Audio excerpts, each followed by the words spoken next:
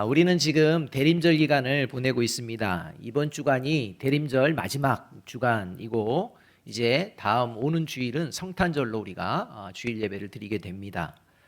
대림절은 구원받은 그리스도인에게 매우 중요한 절기입니다. 왜냐하면 대림절은 올 한 해 그리고 지금 저와 여러분이 구원받은 그리스도인답게 살아가고 있는지 그렇지 않은지를 이제 한 해를 돌아보며 점검하게 되는 절기이기 때문입니다. 그러니까 한 해를 시작하고 이 한 해가 저와 여러분의 삶의 자리를 그리스도인다운 삶의 자리로 이끌고 그런 삶을 살았는지를 점검하는 이제 이러한 계기가 되는 것이 대림절이라는 것입니다. 그렇기 때문에 매우 중요합니다. 이런 의미에서 하나님은 오늘 우리가 읽은 성경 본문 말씀을 통해 구원받은 그리스도인의 삶은 어떤 삶이어야 되는지를 분명하게 가르쳐주고 계시는데, 구원받은 그리스도인은 주의 길을 준비하며 일상을 살아가는 존재다, 이렇게 말씀해 주십니다. 그래서 4절 말씀이 이렇게 말씀합니다. 함께 한번 읽어보겠습니다. 시작. 선지자 이사야의 책에 쓴 바 광야에서 외치는 자의 소리가 있어 이르되 너희는 주의 길을 준비하라, 그의 오실 길을 곧게 하라. 2000년 전 세례 요한이 외친 주의 길을 준비하라 라는 이 외침은 당시 유대인들을 향한 외침이었습니다. 당시 유대인들은 메시아 구원자를 기다렸습니다. 간절히 기다렸습니다. 이렇게 구원자 메시아를 기다리는 유대인들을 향해 드디어 메시아 구원자가 오실 때가 됐으니 주의 길을 준비하라 라고 외치는 이런 장면이라는 것입니다. 2000년 전 유대인들을 향한 세례 요한의 외침이 오늘 이 시대를 살아가는 그리스도인들을 향한 동일한 외침이 되어지는 이유는 그리스도인이 2000년 전 이 땅에 오신 예수 그리스도를 메시아 구원자로 확실하게 믿을 뿐만 아니라 언젠가 반드시 다시 오실 그 예수 그리스도를 언제든지 맞이할 준비를 하며 살아가는 존재, 그가 바로 그리스도인들이기 때문입니다.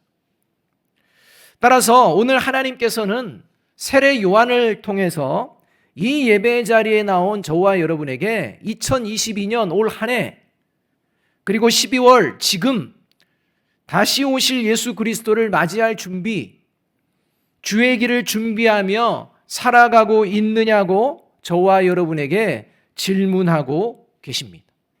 자, 저와 여러분은 올 한 해 무엇을 준비하며 살아가는 한 해였습니까? 저와 여러분은 12월을 맞이하며 대림절을 지내며 올 한 해를 마무리하는 이 12월 무엇을 준비하며 지금 보내고 계십니까?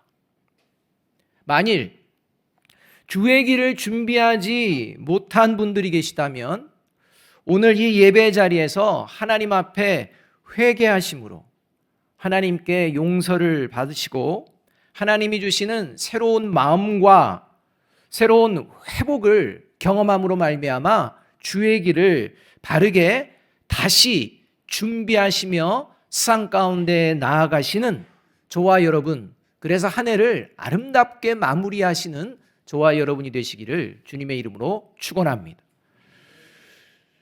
주의 길을 준비하는 게 뭐가 준비하는 게 중요해, 지금 세상에 준비할 게 엄청나게 많은데 라고 생각하신다면 여러분 큰 오산입니다. 주의 길을 준비하는 이 부분은 구원과 직결되어져 있기 때문입니다. 무엇을 준비하든 맨 먼저 저와 여러분이 준비해야 되는 것은 주의 길을 준비하는 것입니다. 주의 길을 준비하는 그 마음으로 세상 가운데에 주어진 무엇인가를 준비해야 된다는 것입니다. 이것이 분명한 것이 그 예수 그리스도를, 다시 오실 예수 그리스도를 기다리는 그리스도인이요 구원받은 그리스도인입니다. 그렇다면 주의 길을 준비하는 것은 구체적으로 어떤 것을 말씀하시는 것일까요? 저와 여러분은 과연 올 한 해 그리고 지금 주의 길을 바르게 잘 준비하고 있는 것은 무엇을 말씀하시는 걸까요? 그 첫 번째는 뭐냐? 주의 길을 준비하는 모습은 하나님만 주인으로 모시고 따르는 것을 말합니다. 주의 길을 준비한다. 여기 가장 우선은 뭐냐? 하나님만 주인으로 모시고 따르는 삶을 살아가는 것. 이게 주의 길을 준비하는 가장 첫 번째 모습입니다. 여러분, 하나님을 주인으로 모시지 않는 사람들의 특징은요, 자신이 주인 되고 싶어 한다는 것입니다. 이렇게 자신이 주인 되고 싶어 하는 모습을 우리가 잘 알고 있는 다른 말로 표현한다면 자신이 실세가 되고 싶어 한다는 것입니다. 또 실세를 가진 사람의 눈치를 보며 살아간다는 것입니다. 이게 하나님을 주인으로 모시지 않는 사람들의 특징입니다. 그래서 주도권 다툼이라는 게 있지 않습니까? 이 주도권 다툼이 뭡니까? 실세를 가지기 위한 다툼 아니겠습니까? 이렇게 자신이 뭔가의 정점에 주인의 자리에 서려고 하는 이러한 모습들이 하나님을 믿지 않는 사람들에게는 등장한다는 것입니다. 그러나 그리스도인은 다릅니다. 그리스도인은 결코 나 자신이 실세가 되고자 한다거나 실세를 가진 사람의 눈치를 보며 살지 않습니다. 오직 하나님만 주인으로 모시고 하나님만을 따르며 살아갑니다. 왜냐하면 온 우주 만물의 실세 중에 실세가 누구냐? 오직 하나님 한 분이시기 때문입니다. 하나님만이 실세이십니다. 1절과 2절 상반절 말씀 우리 함께 한번 읽어봅니다. 같이 한번 읽어보겠습니다. 시작. 디베rio 황제가 통치한 지 15해 곧 본디오 빌라도가 유대의 총독으로 헤롯이 갈릴리의 분봉왕으로 그 동생 빌립이 이두레와 드라고니 지방의 분봉왕으로 루사니아가 아빌레네의 분봉왕으로 안나스와 가야바가 대제사장으로 있을 때, 이 말씀은 이 누가복음의 기록이 역사적인 사실에 근거하고 있다는 것을 증명하는 이러한 말씀인 동시에 당시 하나님을 믿지 않는 사람들의 특징이 무엇인지를 그대로 보여주는 말씀이라고 할 수 있습니다. 1절에 등장하는 이러한 모습들은요, 당시 세상에서 실세가 되기 위한 세상 권력에 대한 이러한 이야기입니다. 당시 로마의 황제가 디베rio 황제입니다. 티베리우스라는 이름을 가지고 있습니다. 이 디베rio 황제가 당시 세계를 제패한 로마의 황제였습니다. 그리고 이 디베rio 황제는 자신이 신의 아들이라고 주장하면서 화폐에 자신의 형상을 새기고 또 글자로 자신이 신의 아들이라는 글자까지 새기게 하였습니다. 당시 유통되는 데나리온에는 이렇게 디베rio 황제의 얼굴과 신의 아들이라는 이러한 문구가 새겨져 있었다는 것입니다. 한마디로 디베rio 황제는 자신이 세상의 주인이라는 것입니다. 그리고 자신을 모든 백성들이 신의 아들로 여기며 따라야 한다라는 이 모든 세상의 실세가 나다, 이것을 이야기하는 존재가 디베rio 황제였습니다. 또 본디오 빌라도, 헤롯, 빌립, 루사니아는 그러한 세상의 실세에 어떻게든 잘 보여서 한 자리 차지하고 실세의 힘을 빌어 주인 노릇도 같이 하고자 했던, 이렇게 실세인 황제의 눈치를 보며 권력의 정점에 가까이 가기를 원하는 사람들, 이 사람들이 1절에 나오는 존재들이었습니다. 2절 상반절에 나오는 존재는 종교의 실세, 권력을 탐하는 자들의 이야기입니다. 당시 안나스와 가야바를 유대의 제사장이다, 이렇게 기록하고 있습니다. 그런데 유대의 대제사장은 원래가 한 명입니다. 두 명이 될 수가 없습니다. 그래서 당시 유대의 실제 대제사장은 가야바였고, 그 전에 대제사장이 누구였느냐? 안나스였습니다. 그러니까 안나스는 이제 대제사장이 아니라는 것입니다. 그럼에도 불구하고 가야바보다 안나스의 이름이 먼저 등장하고, 더 나아가 둘 다 대제사장이라고 기록될 만큼 실제 대제사장은 가야바였지만 유대인들이 생각하고 로마 제국에서 인정하고 있는 실세는 누구였느냐? 안나스였다는 것입니다. 대제사장의 직분을 내려왔습니다. 실세가 아닌 것 같습니다. 그러나 실제로 더 큰 힘을 발휘하고 있는 존재가 안나스였다는 것입니다. 실제 그 당시에 대제사장이었던 가야바의 장인이 안나스입니다. 그래서 요한복음 13장 13절에서 18장 13절에서는 예수님이 이제 붙잡혔었을 때 이 예수님을 끌고 가장 먼저 찾아간 존재가 누구였느냐? 가야바가 아니라 안나스였다라고 기록하고 있다는 것입니다. 그만큼 보이지 않는 실세 중의 실세가 바로 안나스였다는 것입니다. 이러한 종교적인 권력, 이 권력의 정점에 있는 이들의 모습이 2절 상반절에 나온다는 것입니다. 제가 직장 생활을 하면서 한 10년 정도 직장 생활을 했는데 많이 들었던 이야기 중에 하나가 뭐냐? 우리 부서에서 우리 회사에서 누가 실세라는 소리였습니다. 다른 회사를 방문해서 뭔가 영업을 하거나 뭔가를 할 때 만나게 될 때 반드시 들려주는 게 그 회사에 가면 누가 실세니 그 사람한테 잘 보여야 된다. 이런 얘기를 종종 들었습니다.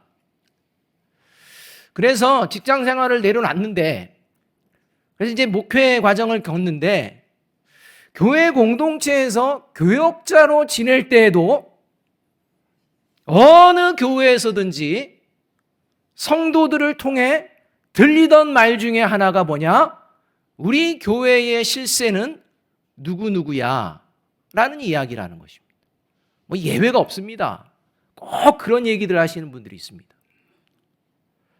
여러분, 여러분의 가정에서, 여러분의 일터와 사업장에서, 또 우리 교회 공동체에서 실세는 누구라고 생각하십니까? 누굽니까? 사람입니까? 하나님입니까? 하나님이어야 합니다. 어디에 있든지 말입니다. 올 한 해 우리 아름다운 교회 공동체의 표어가 하나님을 주인으로 모시는 교회 공동체였는데, 하나님을 주인으로 모시는 교회 공동체의 특징이 바로 무엇이냐?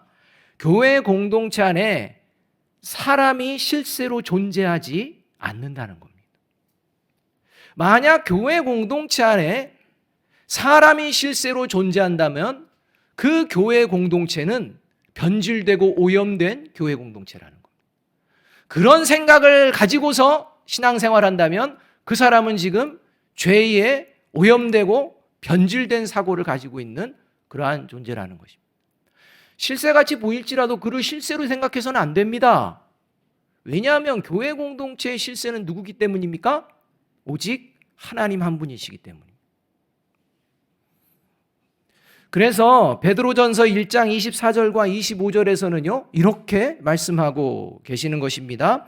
같이 한번 읽어봅니다. 시작. 모든 육체는 풀과 같고 그 모든 영광은 풀의 꽃과 같다. 풀은 마르고 꽃은 떨어지되 주님의 말씀은 영원히 있다. 여러분, 이 말씀은요 세상과 사람들이 말하는 실세는 하나님 앞에서 아무것도 아닌 허세라는 말입니다.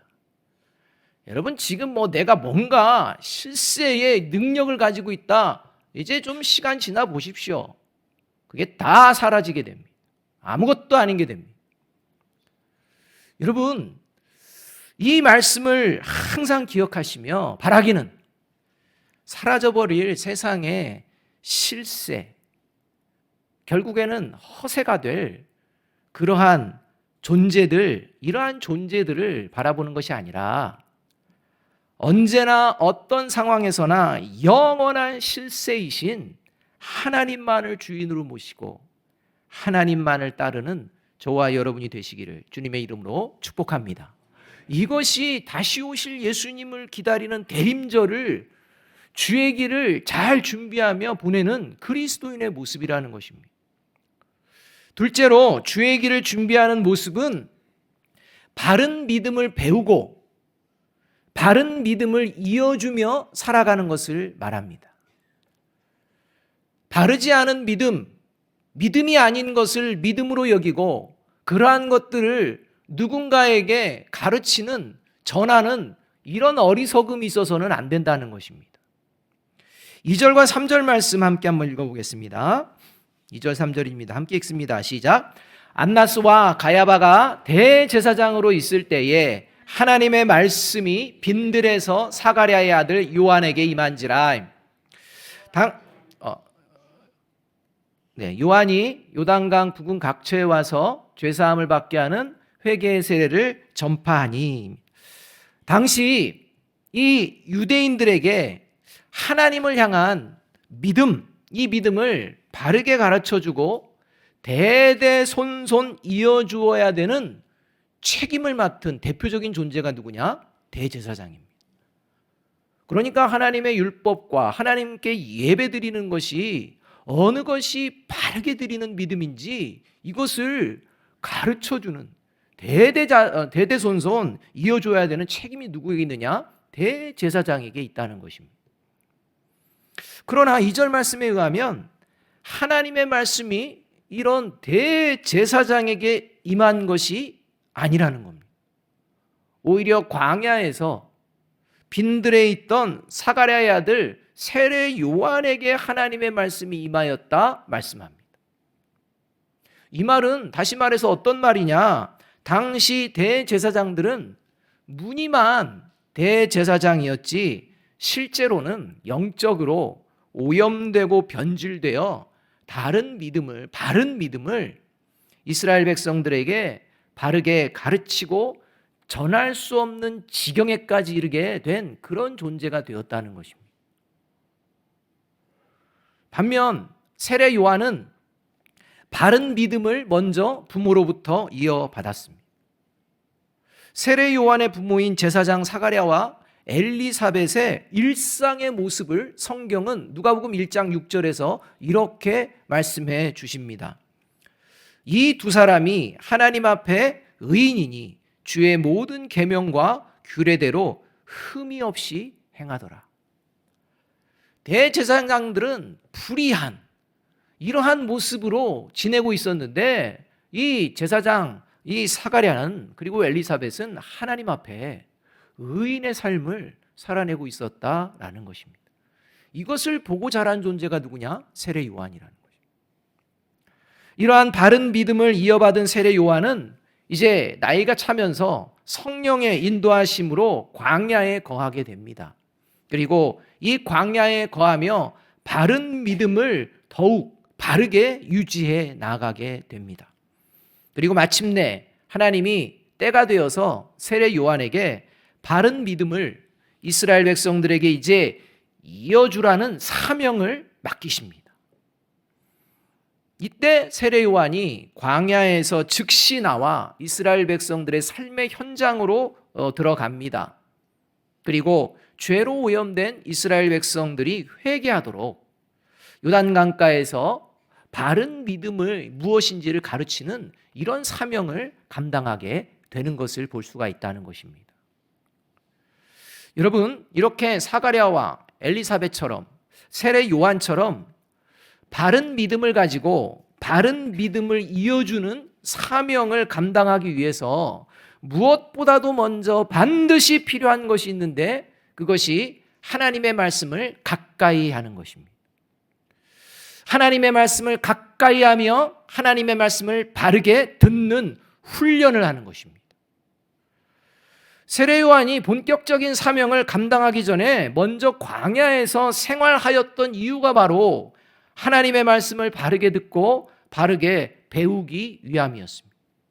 저와 여러분이 올 한 해 하나님의 말씀을 바르게 듣기 위해서 하나님의 말씀을 가까이 하며 살았는지 돌아보아야 합니다.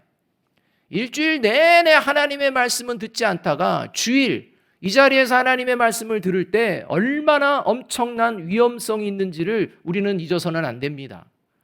제가 말하는 이야기, 저와 같은 목회자가 이야기하는 것이 하나님의 말씀과는 관련되지 않은 것들을 이야기할 수도 있습니다. 그저 세상의 이야기들, 사람들이 그냥 듣기 좋은 이야기들, 이런 이야기로 그냥 이 시간을 보낼 수가 있다는 것입니다. 때로는 제가 원하는 것을 이루기 위해서 하나님의 말씀으로 위장해서 또 하나님의 말씀 아닌 것들을 또 이야기할 수도 있다는 것입니다. 여러분, 이러한 것들을 어떻게 분별해내시겠습니까? 그것은 한 가지 방법밖에 없습니다. 평소에 하나님의 말씀을 가까이 하고 성령의 인도하심에 따라서 하나님의 그 말씀을 바르게 들을 때 가능한 줄로 믿습니다. 이러한 삶을 저와 여러분이 살아내고 있는지 돌아보아야 한다는 것입니다. 요한계시록 3장을 보면 라오디게아 교회가 등장을 합니다. 이 당시 라오디게아 교회의 교인들은 자신들이 믿음이 뛰어나서 하나님의 축복을 그냥 부족함 없이 받았다고 생각합니다. 그래서 교회에 모일 때나 무엇을 할 때나 자부심이 있었습니다. 하나님을 향한 믿음을 하나님이 보시고 우리를 이렇게 축복하여 주셔서 우리를 부자로 만들어 주셨다. 부요한 교회로 이렇게 만들어 주셨다. 이거 자랑하는 게 라오디아 교회의 교인들의 모습이었다는 것입니다. 분명 하나님의 축복이라고 생각되어질 수 있습니다. 부족한 게 없었습니다. 부요했습니다. 그런데 이런 라오디게아 교인들을 향해 하나님은 어떻게 말씀하셨느냐? 당장에라도 토해버리고 싶은 교회다. 당장에라도 토해버리고 싶은 교인들이다. 이렇게 말씀하셨다는 겁니다. 어린아이에서부터 어른에 이르기까지 바른 믿음은 찾아볼 수 없고 마치 사사기 시대와 같이 죄로 오염되어 변질된 믿음만을 가지고 서로 가르치고 배우는 이러한 모습이었다는 것입니다. 여러분, 죄로 오염되어 변질된 믿음의 특징이 뭐냐? 그게 바로 하나님의 말씀을 바르게 듣지 않고 자기 소견에 옳은 대로 말하고 행동하는 것이 우선이 된다는 겁니다. 하나님의 말씀이 무엇을 말씀하시는지 생각이 없습니다. 그냥 자기 소견에 옳은 대로 그냥 생각하고 행동합니다. 그게 어디서 벌어지느냐? 다른 곳이 아니라 교회 공동체 안에서 벌어지고 있다는 것입니다. 그러면서 잘 믿는다고 착각합니다. 여러분, 그래서 예수님께서 라오디게아 교회를 향해 이렇게 권면하시는 말씀을 하십니다. 그것이 우리가 좀 잘 알고 있는 계시록 3장 20절 말씀입니다. 함께 한번 읽어보겠습니다. 시작. 볼지어다 내가 문 밖에 서서 두드리노니 누구든지 내 음성을 듣고 문을 열면 내가 그에게로 들어가 그와 더불어 먹고 그는 나와 더불어 먹으리라. 여러분, 이 말씀을요, 하나님 믿지 않는 사람들을 전도할 때 이렇게 막 쓰는데, 여러분, 이거는 그런 데 쓰는 말씀이 아닙니다. 전도용 말씀이 아니라는 것입니다. 여러분, 라오디게아 교회는요, 예수님을 믿어서 교회 공동체가 세워진 곳입니다. 그런데 문제는 시간이 지나면서요, 변질이 되어버렸습니다. 예수님이 문 밖에 서 있다는 말씀은 지금 라오디게아 교회 교인들이 예수님을 문 밖으로 내쫓았다는 겁니다. 원래 그 교회의 주인이 예수님이었는데 어느 순간 이 교회 교인들이 자기들이 주인이 되고 예수님은 문 밖으로 쫓아내버렸다는 것입니다. 지금 이 상황을 이야기하는 겁니다. 예수님이 문 밖에 서서 두드린다라는 이 말씀은 지금 라오디게아 교인들이 하나님의 말씀을 가까이 하지도 않고 바르게 들으려고 하지도 않는 상태다라는 말씀입니다. 그래서 예수님께서 교회 공동체의 문을 두드리며 교인들의 문을 두드리며 마음의 문을 두드리며 이제 나의 음성을 듣고 함께 하자는데 관심이 없다는 겁니다. 문을 안 여는 것입니다. 자기 소견에 그냥 옳은 대로 생각하고 행동하는 것만 넘쳐나고 있다는 것입니다. 이것을 오늘 예수님께서 말씀해 주고 계십니다. 저와 여러분의 한 해의 모습은 어땠는지 돌아보아야 합니다. 바라기는 예수님을 마음의 문 밖으로 쫓아내는 존재가 아니라 언제나 하나님의 말씀을 가까이 하며 바르게 듣고 구원에 이르는 믿음을 가족들에게나 성도들에게나 일터와 사업장에서 바르게 전하고 이어주는 사명을 잘 감당하는 저와 여러분이 되시기를 주님의 이름으로 축복합니다. 여러분, 이 모습이 예수님을 기다리는 모습이요, 주의 길을 준비하는 구원받은 그리스도인의 모습이라는 것입니다. 세 번째로 주의 길을 준비하는 모습은 구원의 역사를 방해하고 장애가 되는 나의 마음과 행동을 깨닫고 제거하며 살아가는 것을 말합니다. 저와 여러분이요, 저와 여러분의 말과 행동이 구원의 역사를 방해하는 장애로 작용하고 있는지를 돌아보아야 한다는 것입니다. 5절 말씀 함께 한번 읽어보겠습니다. 시작.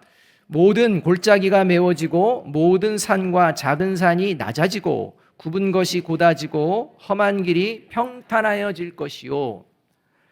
여기서 모든 골짜기, 모든 산과 작은 산, 굽은 것, 험한 길, 이것은 죄로 오염된 인간의 거짓되고 위선되고 교만하고 그리고 진리를 왜곡시키는 모든 악행 등을 나타내는 그러한 표현입니다.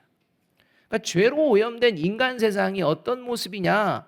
거짓이 가득 차고 위선이 가득 차고 교만이 하늘을 찌르고 그리고 진리를 왜곡시키며 이렇게 악한 일을 벌이는 이런 일들이 벌어지는 세상이라는 것입니다. 그러한 세상 가운데에 예수님께서 오시게 되면 어떤 일이 벌어지느냐? 골짜기가 메워지고 산이 낮아지고 굽은 것이 곧아지고 험한 길이 평탄하게 된다는 겁니다. 이것은 예수님이 오시게 되면 온전한 하나님의 나라가 이루어져서 거짓은 사라지고 위선은 사라지고 그리고 모든 교만이 사라지고 모든 진리를 왜곡하는 악행은 사라지게 된다라는 말씀입니다. 이러한 말씀인 동시에 이제 이 시대를 살아가는 그리스도인, 구원받은 그리스도인에게는 이 시대를 향해 삶의 자리에서 하나님의 나라가 어떤 나라인지를 세상에 보여내는 그러한 모습이 바로 저와 여러분이 보여내야 될 모습이 바로 이러한 모습이라는 것입니다. 이러한 모습이 저와 여러분의 삶의 자리에 있어서는 안 된다는 것입니다.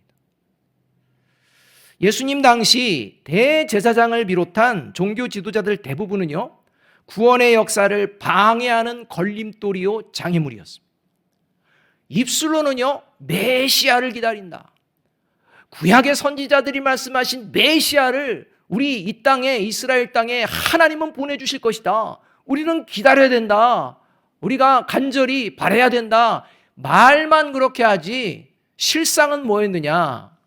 오히려 구원의 역사를 방해하는 장애물이요 걸림돌이었다는 것입니다. 그게 종교 지도자들이었다는 겁니다. 그래서 예수님이 마태복음 23장 13절에서 이렇게 말씀하신 것입니다. 함께 한번 읽어봅니다. 시작. 율법학자들과 바리새파 사람들아, 위선자들아, 너희에게 화가 있다. 너희는 사람들이 들어오지 못하도록 하늘나라의 문을 닫기 때문이다. 너희는 자기도 들어가지 않고 들어가려고 하는 사람들도 들어가지 못하게 하고 있다. 여러분, 저와 여러분에게 이런 일이 생겨날 수 있다는 겁니다. 이런 마음과 행동이 나올 수 있다는 겁니다. 주의해야 되는 것입니다. 2020년 올 한 해 우리나라의 형편을 돌아보며 우리의 나라의 상황을 돌아보며 교수들이 뽑은 사자성어가 있습니다. 해마다 사자성어 하나씩을 교수들이 이제 추천을 받아서 그 중에 하나를 뽑게 됩니다. 올해 우리나라의 상황과 형편을 놓고서 교수들이 뽑은 사자성어가 과의불개라는 것입니다. 과의불개. 이 의미는 잘못을 하고도 고치지 않는다입니다. 잘못을 하고도 고치지 않는 모습이 일상이 되고 있는 나라. 이게 저와 여러분이 발을 딛고 살아가고 있는 우리나라의 현실이라는 거예요. 잘못된 것을 알면서도 고치지 않는 모습이 일상이 되어가는 이런 어른들의 모습을 다음 세대들이 보고 있다는 것입니다. 여러분, 다음 세대들이 뭘 배울까요? 우리는 고쳐야겠다 이렇게 배울까요? 아닙니다.